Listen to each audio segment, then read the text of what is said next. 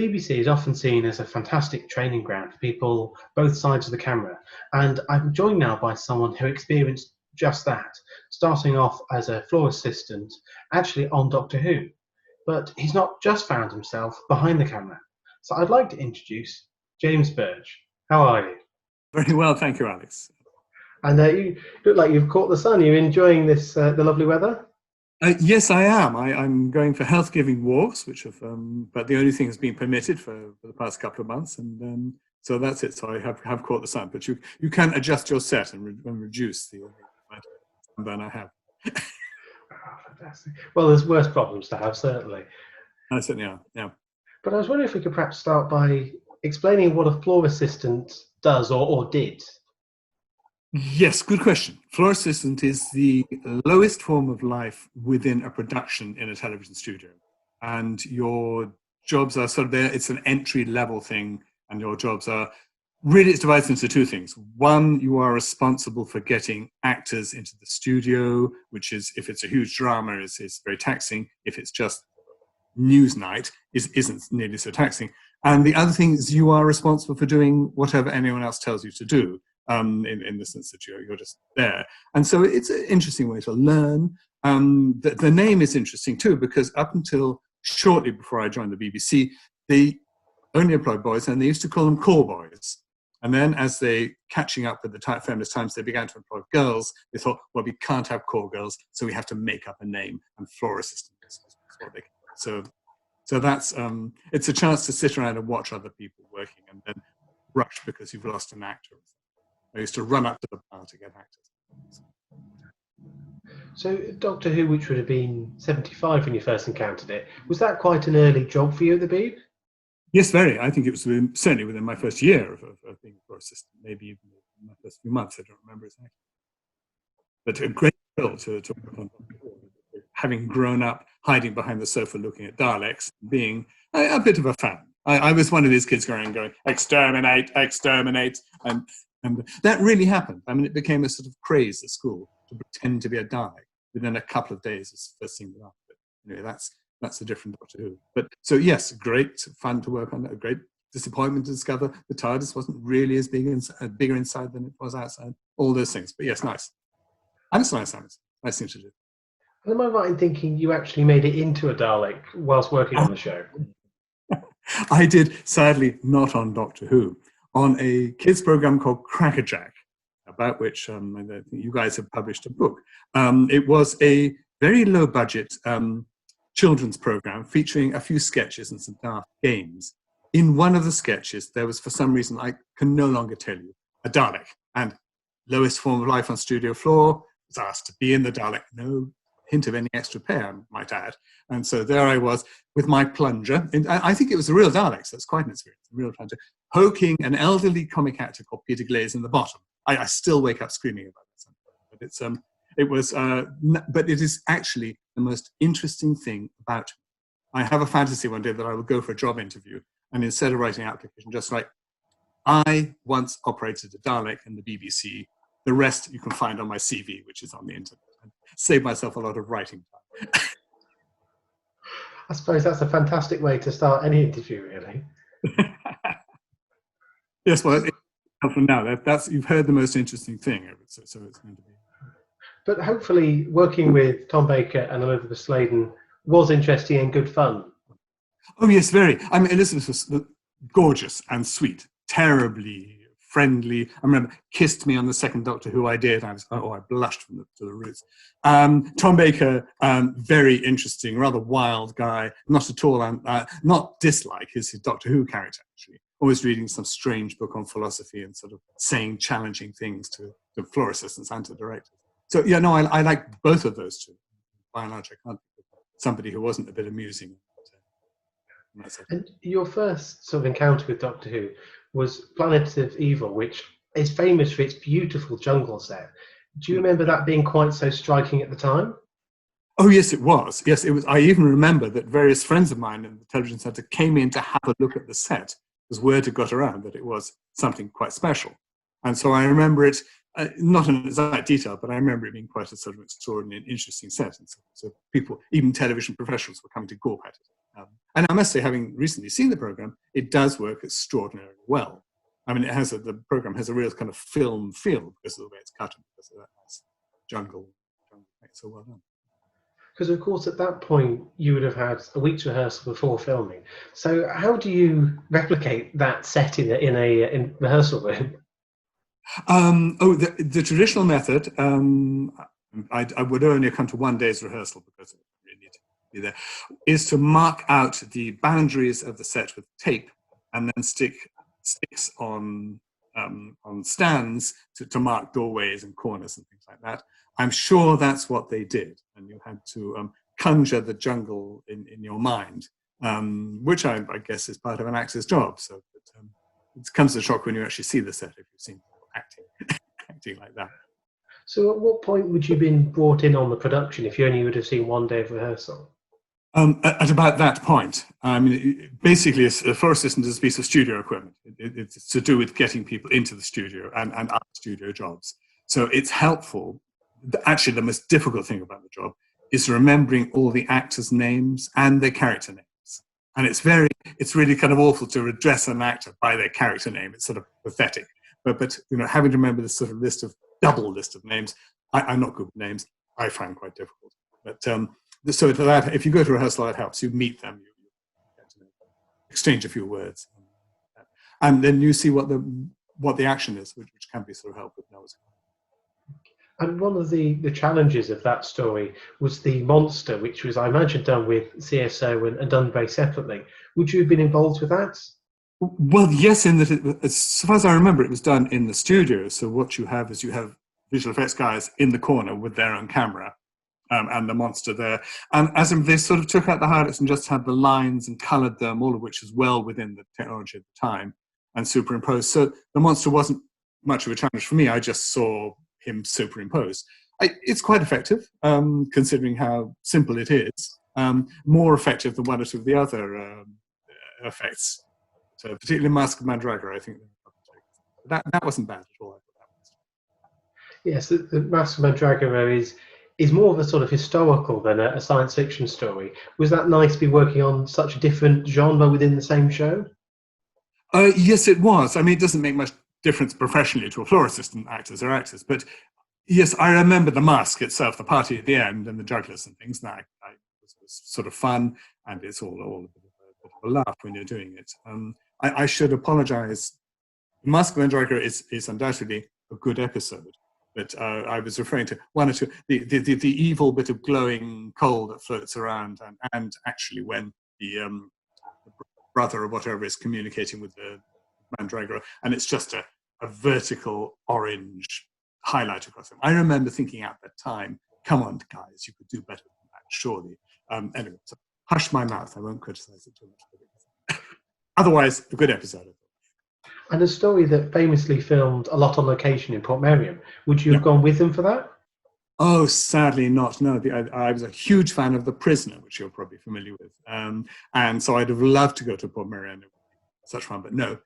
Filming tends to happen first, and then it's played into the studio in the right place in the story to save editing time. I mean, it's a very different primitive world, editing videotape in those days from editing now with computers. So you're literally playing things from one machine to another, conscious also trying to minimize the number of times you go from machine to machine, because you are losing quality all the time. There's no way around that. And so you see the whole thing, but the film's all been shot and edited before, without me. So the way in which film was sort of played into the episode, when you're dealing with the actors, perhaps cueing them, do you have to then be on top of where they are in story terms as well? Somebody else should know. The director should know, the assistant director should know, and the actor should know. So it's not my job to say, hey, Charlie, you should be over there. I don't think that ever happened. But you're queuing sometimes because there may be places in set where you can't be seen, so you have to put some muggins like me to go and do that. Or indeed hold on to a cushion, as we'll talk about later on. But yes, it's not. What happened with the film, as I remember it, was the film would stop and then you'd start again in the studio. You wouldn't try to do it without seamlessly on the first time off.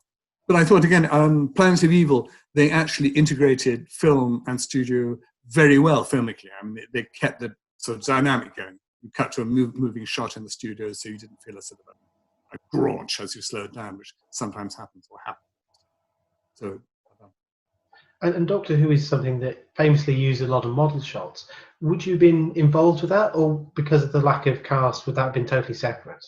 Yeah. And no, again, sadly, because that's interesting, the model shots were done up on Western Avenue in Visual Effects' headquarters, where later on when I was directing, you go and pick things up there, and you go and see, and there'd be the Liberator from Blake 7 and various monsters. And I walked into somebody's office once, and I had no idea why he was carving a large set of male genitalia. I don't want to know why, but it was, and you had to sort of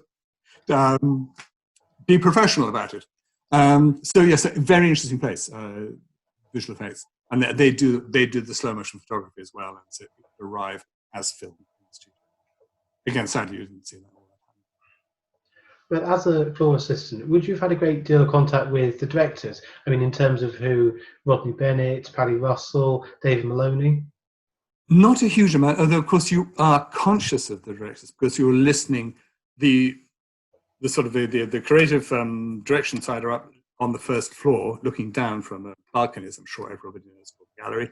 And as a floor assistant, you are one of the people with headphones on, cans, as these days, and you can hear the swearing and the kerfuffle and the tension mounting, or the relaxation and merry laughter, depending on how it is. So you can hear the pulse all the time. So you do get a feeling for how the director's doing. The studio crew, basically the definition of a good director is one who finishes on time, if not early. So the aesthetic judgments come later, I would say. But yeah, no, all of those three, I think, in retrospect, certainly all had their strengths. And I don't remember any particular characteristics of the directors, apart from the fact that Paddy Russell plainly didn't get on with Tom. And that, I know that because of Tom's behavior, not because of hers. He was sort of quite shirty and sort of, it's probably a stupid idea, but why don't I? And obviously there had been tension, but all, when the camera starts and the acting starts, you manage to forget all that. So in the mid-70s, were female directors common, or was Paddy one of a small group? They weren't common. Certainly they were in a minority. And without looking at statistics, I can't say, but yes, there were female directors. At the first assistant level in drama, there were a lot of female first assistants. So I guess they went to be directors. Hope so. But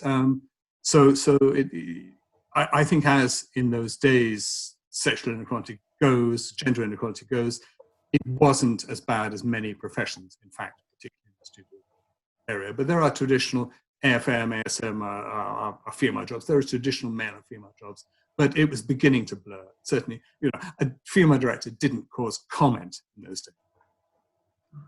And Paddy's story, The Pyramids of Mars, I imagine must have kept you particularly busy with the actors in mummy costumes, because they must have relied on you an awful lot, as I imagine their vision was almost nothing. Yes, I suppose they did a bit. They had their heads off until it was time for shooting. But no, they seemed very placid and happy. They just sort of stood around in these monstrous things. Somebody else would put their head on. I think occasionally I tapped them on the shoulder to cue them, and off they went. They were a happy bunch, and getting quite well. It would have been that story with Paddy, which as a floor assistant, you also had another role as the hand of Sutek, I believe. The hand is quite obvious in the shot when you see it. I mean, the story from my point of view was Gabriel Wolfe was playing Sutek, and in the story, Sutek is sitting on a throne for, I think, the first 3.5 episodes because of some curse or other. And in episode 4, the curse is lifted, and the dramatic moment is that Sutek stands and says something like, "I am going to destroy the world and take over the universe," words to that effect. Great scene. He suddenly stands. It is dramatic. When he did it, however, the cushion that Gabriel was sitting on stuck to his bottom, which is a sort of bad look for a world destroyer. So after a couple of goes, they said, okay, we'll get the lowest form of life on the studio floor to hang on to the cushion. So I had to go hide behind the throne he was sitting on, put my hand like that, and I couldn't see him, so they had to put a monitor, which I think was a long way away, and I hung onto the cushion. It worked perfectly. So what I couldn't see was after he stood up, I discreetly took my hand away as best I could. This was plainly visible. if I just kept my bloody hands still, it wouldn't have been a problem. But I told that to Phil Hinchcliffe when we were recording something else, and he actually still looked annoyed. And I think that's quite unfair. So I should like to point out now that there is a director, producer Phil, script editor, several other hangers on in the gallery. There's a cameraman, there's a first assistant, floor managing. All of those could have seen the hand if they had been looking. So it's a hard. So I don't take too much responsibility, but I'm happy to take the fame and notoriety that being the hand of Sutek has brought me. And as you sort of went through the BBC, who were the people that you particularly learned from? Oh, that's a good question. It's hard to say. I think the first thing I learned in those days was sort of what it's like to collaborate on a theatrical, in inverted commas, project, how people fit in, how different departments make up wardrobe, visual effects, scenic design, live in their own little world. They're very inward looking, in fact, and the trick is to get them all to coordinate and cooperate at the same time. It's nice to see how, on a good day, these enterprises are actually very pleasant things to be part of. It's, you do feel matey with people you're working with. You get on well, you have a drink afterwards. It's not a bad atmosphere to work in. All those things you learn about what it means to make a film or to make a play, or the many things that come together. At that level, I don't remember any individual, possibly other floor assistants who were more experienced than I was, that I learned from. Later on, I learned from particular program makers, but I think at that time it's more an overall kind of learning. You remember, I'm fresh out of university studying maths. I'm really kind of socially dysfunctional to a large extent, so you've got to sort of kind of learn how to deal with this community and how to survive in it. And that took me a little while. So you very quickly seemed to move away from drama into documentaries. How did that come about? Oh, I told you I studied maths. So I found an escape route from the studio management floor assisting, because I had a degree in maths, and in those days, open university programs were made by the BBC. There were jobs. And I applied for a job as an assistant producer at the BBC and got it, much to the annoyance of my colleagues, but it was only Open University, so we were up at Alley Pally, blokes with hair down to the shoulders, flared trousers, talking about maths. But it was a completely different world, and they all thought I was very exotic because I'd actually sort of met actors and because I'd done Doctor Who.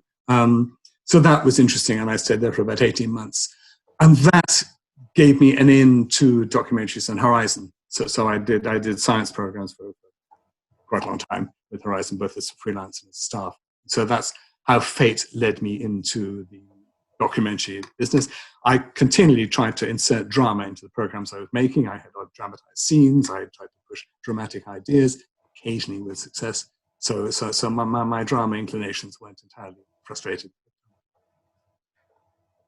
So do you think if you hadn't necessarily started in drama, the nature of your documentaries would be quite different? You wouldn't have perhaps pushed to include drama in them? No, I don't think so, because I think the need to include films and drama comes from a love of films, of feature films. And so that's so I'm always trying to remake Casablanca in my head, irrespective of what I'm doing. So it's the desire to do that dramatically. But I think it distinguishes me from people who are basically journalists, who want to find stories and tell them, to people like me who want to create narrative.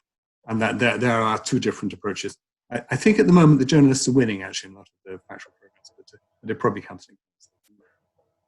And this interest in documentaries is something that you're still busy doing today. Have you found that the nature of the projects you work on has changed over the years? Have you been able to specialise? Oh yes, I mean, until a few years ago, I freelanced making factual programs, Starkey's Monarchy and things like that. And then I started writing, and somebody I know who writes books said, "Could you do a video of me?" And I said, "Well, I don't really, And I thought, well, how hard can it be? So I got a Mac and shot something on a borrowed camera and edited it in Final Cut Pro. And I looked at it, and I was lucky because she's quite a good performer. It was a very nice little 3-minute film that I put together. And I thought, hey, this is something. So I started a business, which still continues, of doing promotional films for artists and writers. And I guess my selling point is that I do make things that look like little mini documentaries. It looks as if, if you're just written a book, you can put something on YouTube which looks as if somebody's come along and made a documentary about you, as opposed to somebody making an advertisement about your book. That's quite persuasive. So I have a niche, and I enjoy doing that. I can do it all on the kitchen table. I do not have executive producers coming and telling me to cut it in a different way and to rewrite it, and it's bliss. Many, many good things about working like that. I'm one in favor of new technology. That must bring you into contact with all sorts of interesting writers and historians, yes, but also such a range of projects. What's perhaps been some of the highlights of those? Oh, I don't know. They're all pretty good. Unfortunately, haven't had anyone terribly famous yet. You get people who do installations of enormous planet orreries made of beach balls and set them off in parks and things like that. That was great. Or strange people who make little boxes full of figures, and a bunch of nice eccentrics, I would say, as well, uncovered, and people with no little talent in many cases. And of course, as well as promoting other people's books, you have written two yourself. How did that come about? I had no qualifications in history. I don't even have GCSE or O-level, as it was called then. Well, I didn't get it. I did German instead. And I think at that time, I thought history wasn't very interesting. But as one gets older, one tries to understand things, you realize that, of course, it is. And I've always been interested in the Middle Ages. I think because they're weird. That strange things and strange beliefs happen. And yet they're the first steps of the world we're in at the moment. Sort of Roman Empire, that's all of the Dark Ages, whatever that means, Middle Ages, and then you get the process, you get the progress. Cities stay cities, they build, they change. So the Middle Ages is important. So when a few years ago, 20, I decided I'd like to do a documentary series about the Middle Ages, and I actually pushed this on Yentob and did a thing called Strange Landscape with Mr. Raffaelli, which is very nice, enormous fun. And one of the subjects we dealt with there was the story of Abelard and Eloise. French lovers, they fall in love, it separates, he gets castrated by a jealous uncle, and they come together. He becomes a monk, she becomes a nun, and they write letters. Beginning of the 12th century, about 1115, they're writing these letters. Abelard tells the story that I just summarized for you. Eloise comes back and says, yes, that's nice to be quite wrong about me. I hate being a nun. I don't want to be a nun. I still fancy you. No. And she literally says, even during the Mass, the shameful pleasures we shared come back to me. Now, you imagine a nun now saying that, saying, I can't stop thinking about sex in church. It would be a news event. But now this is somebody 900 years ago. So it's a really great story. And so I wrote the first popular book for about 70 years on that subject. And that got me going when I wrote about Dante. And is there a particular sort of period or time that you're hoping to write another book about? I'm writing a book at the moment. I'm writing a novel about the Abelard and Eloise period because I know about that background. So yes, as I say, it's a weird old time. And the more I think about it, the more I become convinced there are similarities with our own age. Rapid change, things changing, new technology, new ideas happening all the time, and changes in society. And it's what we've got to. And just going back to Doctor Who for a minute, having started on that, did it particularly forearm you for other productions and teach you a great deal about storytelling and what to expect from the rest of your career? Haven't met too many aliens in the rest of my career, but I think in the point of view of looking at the structure of a program and seeing how it's put together and how the bits fit, yes, it's actually quite a good introduction. I mean, it's you can criticize Doctor Who's, but also they do hang together, they tell the story, the mechanics are visible. And that's, now I'd say, if you're interested in writing scripts, that maybe you should study those and think, how would you do it different? Maybe that would be a good start. So yes, I think so. But yeah, all sorts of things you see being made, and you get to sort of see what makes a good scene, hopefully, and what what doesn't, and what are sort of high spots. Because you're doing something like a film or a book, where basically what you're looking for is having lots of high spots, having lots of memorable things which are relevant to the work as a whole, of course, getting sort of energy into that you can tell in a television studio quite well. When a scene's working, you can feel it. That's it. Well, I think on note of what makes a good story and perhaps where some of that insight came from, I'd just like to say thank you very much for your time, James. The pleasure's been all mine, Alex. Many thanks, and good luck with the project.